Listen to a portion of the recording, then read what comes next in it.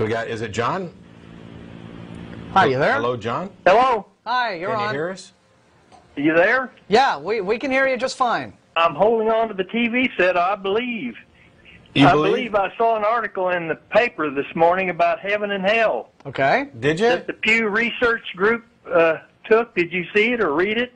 I didn't read this morning's paper. You know who wrote it? It's just an article in the paper about Michael Paisden of the Boston Globe wrote it. It's a review of this survey. And it essentially says 78% of the people believe in heaven, and 59% believe in hell. Now, I don't know statistics very well, so I don't understand the gap here. Well, you know, inconsistencies in religious belief, what a surprise. And another thing in the tail end, and I'll shut up and wait for your answer. Sure. They made a big deal about why God, whether God is good or whether he's revengeful, about the punishment, why bad things happen. They made a big deal out of that. So anyway, go ahead. I enjoy your show. And Thanks. I just got back from Roswell to the spook convention. No, go ahead.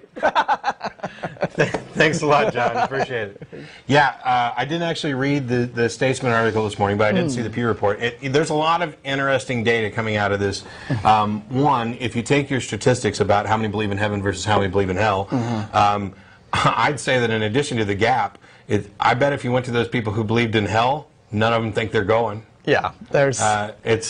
We tend to kind of, I don't want to oversimplify things and say, because I don't believe that we choose our beliefs. I believe you're either convinced of something or you're not. However, your personal likes, dislikes, preferences, those do color the process you use to decide whether or not a claim is believable or not. And so the idea that you would be rewarded with some kind of pleasant afterlife is incredibly appealing, and the idea that you might be punished is not so appealing. However, it's appealing that someone else might be punished for wronging you. Somebody, so that may all them liberals. Yeah, that may explain the disparity. Also, I was getting a note that 70% of Americans believe that there are multiple paths to heaven, and you know, I don't know why the fundamentalists will not be happy to hear that. Yeah. Well, there's because, like you just said, they want there to be one, right? I think that I would. Maybe this is just sort of a difference in the slight semantic details, but I think that to the degree that preferences, as you said, play a role, I think people do choose what they believe, whether or not their beliefs are entirely sincere, like whether or not you actually got them behind the 8 ball. And they had to put what they believe into practice. I think most people claim to believe certainly a great many things solely for the reason that those beliefs provide them some kind of emotional security blanket.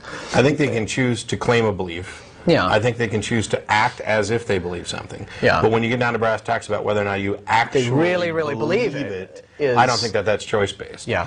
And unfortunately, we live in a very comfortable culture that I think allows people never to have to be sort of put in that position of, really think, well, do I really believe this? Plus, you've got something nobody can, you can't prove me wrong. Yeah. I'm secure in my beliefs because you can't prove me wrong. Sure. So there's that coupled with, the fact that no one's taught critical thinking in our culture, in our educational system. Just about everyone's scientifically illiterate. This was one of the more I think, disturbing and bleak talks at TAM. We had Sharon Begley from Newsweek.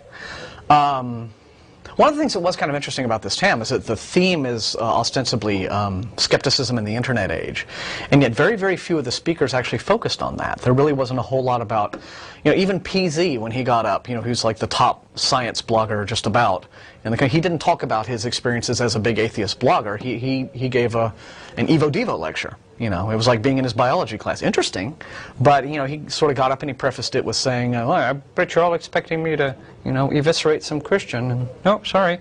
And he just gave a straightforward science lecture. So very people focused on the theme. But Sharon Begley from Newsweek actually gave a talk that may have been more appropriate even at last year's TAM, where the theme was skepticism in the media. And she essentially showed a whole bunch of figures pointing out, well, here's the problem. Most Americans are pathetically scientifically illiterate.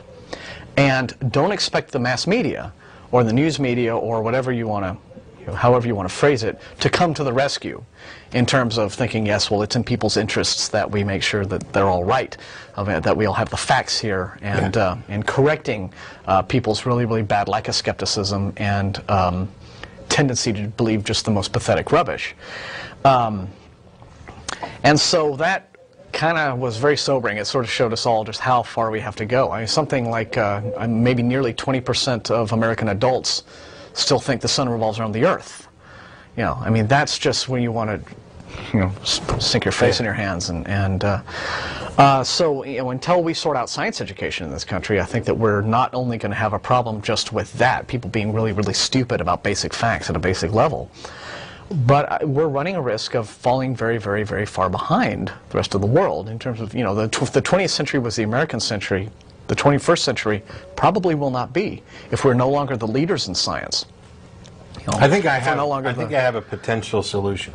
And that is, do tell. I remember when I was in school, I don't know whether it was an English lit class or just, I don't even remember what labels they put on it. My school was rather abysmal, but you had these books that you were required to read and then report on, and you had, you know, whether it was Huckleberry Finn or the Scarlet Letter or whatever classics.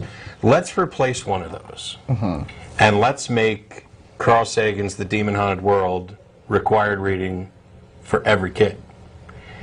At least they'll get some introduction into the beauty of science, the usefulness of critical thinking, the responsible skepticism that should be expected of all of us.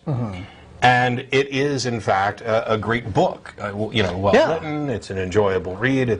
So why not make the required? I mean, you know, Scarlet Letter's okay.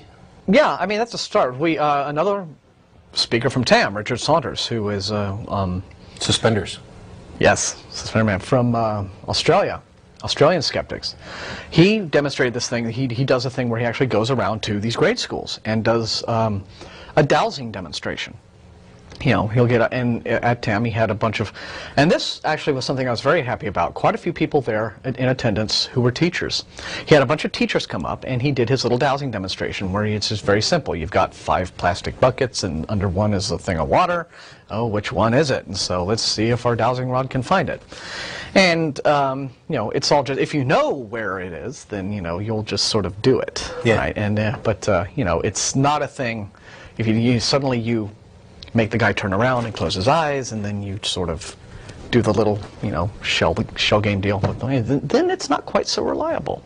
And that's just a very, very simple way to communicate to kids. It's just a primer. Get them realizing, you know, maybe I should think about these things that I keep hearing, you know, like the crop circles and the dowsing and the what have you. So today's lecture actually kind of dovetails into that nicely, because one of the things that Professor Coker was talking about was he's not a parent or grandparent or anything, but how can parents and grandparents get their kids involved with this? And there were a number of really good ideas that he did as fun projects, and he started with, let's say, UFO pictures, and he won't allow digital cameras for the project. But if you took a regular film camera, you know, make it as a project. We're going to try and create the most realistic. That's not even the right word now that I think about it. But the most convincing UFO photograph that we can with just a camera and things around the house. You know, whether it be chucking a hubcap up in the sky. And which is the easiest way to do it. Yeah. And do the same thing, and do the same thing for, like, you know, Loch Ness Monster, Bigfoot, ghost pictures, you know, things like that. Projects that you can get kids involved in that are fun, that teach them something, and that build critical thinking skills. And so that maybe, even if this isn't something that they greatly enjoy, or that they, you know, run off to become a debunker or scientist or whatever, maybe when somebody comes up to them in their teens or 20s or 30s or 80s with a photograph, to try and have them buy into some kind of, you know, oh, look at this picture of ghosts, you know, oh, that's not ghosts, that's those orb things are just really